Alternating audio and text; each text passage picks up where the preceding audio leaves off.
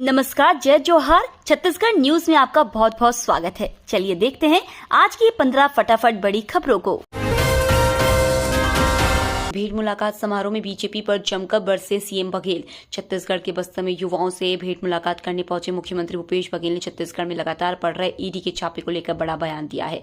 मुख्यमंत्री ने कहा कि प्रधानमंत्री छत्तीसगढ़ में भ्रष्टाचार की बात करते हैं, लेकिन सबसे ज्यादा भ्रष्टाचार तो भाजपा कर रही है।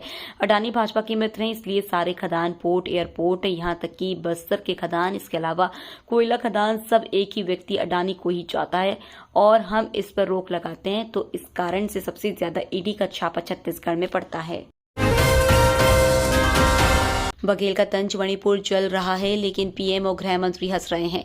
मुख्यमंत्री भूपेश बघेल ने एक बार फिर मणिपुर घटना को लेकर केंद्र सरकार को आड़े हाथों लिया है।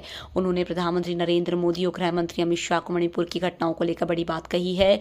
उन्होंने कहा कि संसद में मणिपुर घटना की बात करते हुए प्रधानमंत्री और गृह मंत्री अमित शाह हंस रहे थे। आगे उन्होंने कहा कि मणिपुर घटना को 100 दिन से ऊपर हो गए हैं। मणिपुर जल रहा है, वहां कई लोगों की हत्या हुई है। 50,000 से अधिक लोग मणिपुर छोड़ चुके हैं।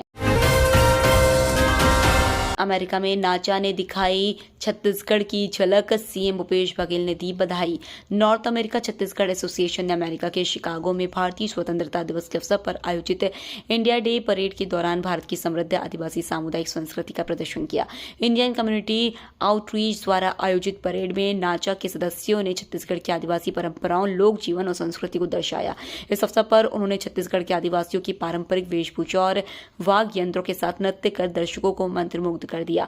वेशभूषा दुर्ग जिले के लोक कलाकार श्री रिखी क्षत्रिय द्वारा तैयार की गई। महंगाई भत्ता को लेकर सीएम भूपेश बघेल ने शिवराज सिंह चौहान को लिखा पत्र। सेवानिवृत्त शासकीय कर्मचारियों को 1 जुलाई 2023 से महंगाई भत्ता दिए जाने के निर्णय को लेकर मुख्यमंत्री भूपेश बघेल मध्य प्रदेश के मुख्यमंत्री शिवराज सिंह चौहान को पत्र लिखे हैं। गौरतलब है कि मध्य प्रदेश पुनर्गठन अधिनियम 2000 के तहत इस फैसले में दोनों राज्यों की सहमति आवश्यक है। पत्र में सीएम भूपेश बघेल ने लिखा, महंगाई राहत की दर 42% करने हेतु लगातार मांग की जा रही है। इसी संबंध में छत्तीसगढ़ शासन ने सेवानिवृत्त शासकीय कर्मचारियों को 42% महंगाई राहत 1 जुलाई 2023 से प्रदान करने का निर्णय भी लिया है। परिवारवाद के सवाल पर सीएम का भाजपा पर तंज। छत्तीसगढ़ के मुख्यमंत्री भूपेश बघेल ने कांग्रेस में टिकट वितरण को लेकर परिवारवाद के सवाल पर चुप्पी साधी। सीएम ने बस्तर से लेकर रायपुर और केंद्र तक के उन नेताओं के नाम गिना दिए जिनके परिवार के सदस्यों को लोकसभा और विधानसभा चुनाव में टिकट मिली थी।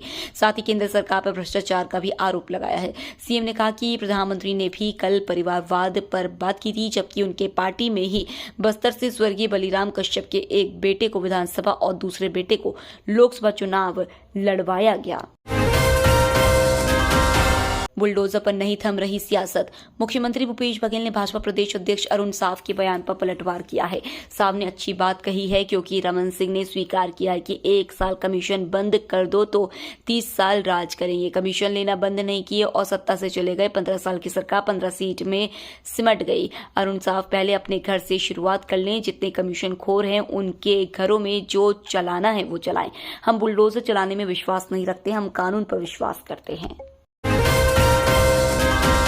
सीएम भूपेश के ऐलान से बस्तर में आयोजित हो रहे सीएम भेंट मुलाकात कार्यक्रम में मुख्यमंत्री भूपेश बघेल ने संभाग के लिए कई बड़ी घोषणाएं की हैं। उन्होंने छात्र छात्राओं की मांग पर सुकमा में कृषि कॉलेज, कोंडागांव में कुश्ती अकेडमी की स्थापना करने, जबकि नारायणपुर में आउटडोर स्टेडियम निर्माण के साथ सेंट्रल लाइब्रेरी खोले जाने का ऐलान किया है। कार्यक्रम में सवाल जवाब के दौरान कृषि महाविद्यालय के छात्र निखिल तिवारी ने मुख्यमंत्री से ग्रामीण कृषि विस्तार अधिकारी की भर्ती की मांग की। छत्तीसगढ़ में विधानसभा चुनाव के पहले कांग्रेस और बीजेपी की चुनावी तैयारी तेज हो गई है। अगले महीने 2 सितंबर को कांग्रेस के पूर्व राष्ट्रीय अध्यक्ष और सांसद राहुल गांधी छत्तीसगढ़ दौरे पर आने की संभावना है।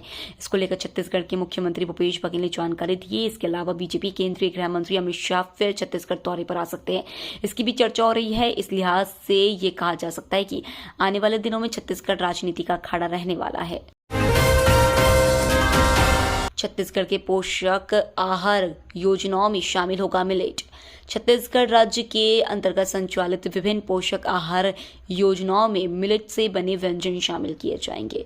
बैठक में छत्तीसगढ़ के मिलेट की फसलों के उत्पाद के संबंध में विस्तार से चर्चा की गई। बैठक में वीडियो कॉन्फ्रेंसिंग के जरिए डीजीपी अशोक जुनेजा भी शामिल हुए।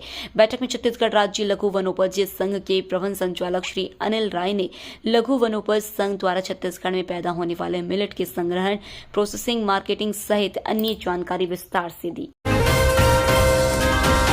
छत्तीसगढ़ कोयला घोटाला मामले में सजा को चुनौती देने वाली अपीलों पर सीबीआई से जवाब तलब। दिल्ली हाईकोर्ट से छत्तीसगढ़ में कोयला ब्लॉक के आवंटन में अनियमितताओं से जुड़े मामले में पूर्व कोयला सचिव एससी गुप्ता और पूर्व लोक सेवा केएस क्रोफा की 3 साल की सजा को चुनौती देने वाली अपीलों पर सीबीआई से जवाब मांगा है। न्यायमूर्ति दिनेश कुमार शर्मा ने अपीलों को मंजूर कर लिया और कहा कि दोनों दोषी अपनी अपीलों पर सुनवाई लंबित रहने तक 1-1 लाख रुपए का निजी मुचलका जमा कराने पर जमानत पर रहेंगे। निचली अदालत ने उन्हें पहले ही जमानत दे दी है। सीबीआई वकील तरन्नुम चीमा ने नोटिस स्वीकार कर लिए। अब छत्तीसगढ़ झारखंड का सफर कम समय में बेहतर होगा। प्रयागराज से झारखंड और छत्तीसगढ़ का सफर रेलवे अब और बेहतर करने जा रहा है। चुनाव चौपन के रास्ते इन राज्यों के रूट पर चलने वाली ट्रेनें कम समय में पहुंच जाएंगी। रेलवे की अहम योजना प्रयागराज चुनाव चौपन रेल लाइन का दोहरीकरण होने जा रहा है। प्रयागराज मंडल के चुनाव चौपल रेल खंड के दोहरीकरण की मंजूरी के बाद इसका बजट स्वीकृति कर दिया गया। इस महत्वपूर्ण रेल मार्ग के दोहरीकरण का कार्य 1423 करोड़ 96 लाख रुपए की लागत से होगा। चुनावी साल में तीसरी बार दौरा करेंगे अरविंद केजरीवाल। छत्तीसगढ़ में विधानसभा चुनाव के लिए राजनीतिक पार्टियों का मंच सजने लगा है। लगातार राष्ट्रीय नेताओं के दौरे हो रहे हैं। कांग्रेस से बीजेपी के साथ आम आदमी पार्टी भी पूरी ताकत के साथ छत्तीसगढ़ में विधानसभा चुनाव लड़ने की तैयारी में है। चुनावी साल में आम आदमी पार्टी के प्रमुख और दिल्ली के मुख्यमंत्री अरविंद केजरीवाल फिर छत्तीसगढ़ दौरे पर आने वाले हैं। 19 अगस्त को रायपुर में आम आदमी पार्टी का एक बड़ा कार्यकर्ता सम्मेलन होने वाला है। इसमें शामिल होने के लिए पार्टी अरविंद केजरीवाल आने वाले हैं। इसकी तैयारी में आम आदमी पार्टी की तैयारी शुरू हो गई है। छत्तीसगढ़ में लूट अपराध से लोग परेशान। छत्तीसगढ़ में कुछ ही महीने में विधानसभा चुनाव होने वाले हैं। इस बीच छत्तीसगढ़ की राजधानी रायपुर सहित प्रदेश में लगातार अपराध का ग्राफ काफी तेजी से बढ़ रहा है, जिसे लेकर भाजपा को एक बार फिर बैठे बैठाए मुद्दा मिल गया है।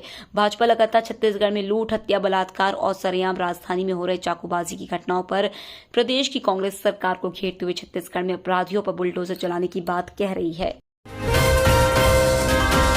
छत्तीसगढ़ की 9 ट्रेनें आज से रद्द। पिछले लंबे समय से परेशान यात्रियों को अब फिर से 16 से 27 अगस्त तक लोकल ट्रेनों के नहीं चलने के कारण परेशान होना पड़ेगा। दरअसल दक्षिण पूर्व मध्य रेलवे के विभिन्न सेक्शनों में ट्रेनों की रफ्तार बढ़ाने को लेकर चल रहे सुरक्षा संबंधी सुधार और ट्रैक रखरखाव का काम होना है। इसके कारण रेलवे ने 9 ट्रेनों को रद्द करने की घोषणा की है। यह काम 16 अगस्त से 23 अगस्त तक चलेगा। लिहाजा रायपुर से गेवरा रोड, डोंगरगढ़, दुर्ग, गोंदिया से कटंगी और बिलासपुर से शहडोल जाने वाली लोकल ट्रेनें सबसे ज्यादा प्रभावित होंगी। छत्तीसगढ़ में दिखने लगा अल नीनो का असर। मौसम विभाग ने जानकारी देते हुए कहा है कि आगामी कुछ दिनों तक प्रदेश में अच्छी बारिश की संभावना नहीं है। 18 अगस्त के बाद बारिश की संभावना है। बस कुछ ही इलाकों में मध्यम बारिश की संभावना है। ऐसा इसलिए हो रहा है क्योंकि मानसून का पूर्वी छोर मिजोरम में है और पश्चिमी विक्षोभ भारत के निकट है, जिससे बारिश के आसार बनते नजर नहीं आ रहे हैं। राजधानी के तापमान में 2 दिनों बाद से होगी गिरावट। बारिश थमने से मौसमी तापमान बढ़ने लगा है, साथ ही उमस बढ़ने से लोगों का हाल बेहाल हो रहा है। ये तो थी आज की बड़ी खबरें। डेली खबरों से अपडेट रहने के लिए चैनल सब्सक्राइब करना बिल्कुल ना भूलें। धन्यवाद।